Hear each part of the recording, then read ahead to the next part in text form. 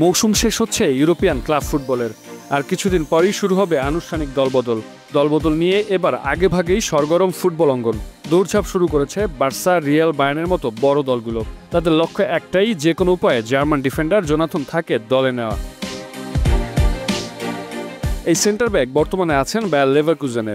গেল মৌসুমে তাদের লিগ শিরোপা জয়ে বড় ভূমিকা রেখেছিলেন তিনি। চলতি মৌসুম শেষে লেভারকুজেনের সাথে চুক্তির মেয়াদ শেষ হচ্ছে জোনাথন থার। তিনি নিজেই জানিয়েছেন এবার নতুন কোনো ক্লাবে যেতে চান। সেই নতুন ক্লাব হতে আগ্রহী তিন জায়ান্ট রিয়াল মাদ্রিদ, বার্সেলোনা ও বায়ার্ন মিউনিখ। তাকে দলে নেওয়ার জন্য সবার আগে দৌড় শুরু করেছিল বার্সেলোনা। ফ্লিক জার্মান জাতীয় দলের কোচ থাকা অবস্থায় তাকে পেয়েছিলেন শিষ্য হিসেবে। সেই মুগ্ধতা থেকেই 29 বছর বয়সী থাকে বার্সায় ফেরাতে বদ্ধপরিকর কোচ হ্যান্সি ফ্লিক। এরই মাঝে তাকে দলে পেতে মরিয়া হয়ে উঠেছে রিয়াল মাদ্রিদও। এতে বড় ভূমিকা আছে জাভি আলোনসোর। কার্লো অ্যানচেলোত্তি দল ছাড়লে লেভারকুজেনের বর্তমান কোচ জাভি আলোনসো আসবেন রিয়ালের ডাগ আউটে। একাধিক গণমাধ্যম বলছে কোচ হয়ে আসলে পুরনো শিষ্যকে দলে নিতে চান আলোনসো। রিয়াল এবং বার্সেলোনার পাশাপাশি থারকে দলে ফেরাতে আগ্রহী জার্মান জায়ান্ট বায়ার্ন মিউনিখও।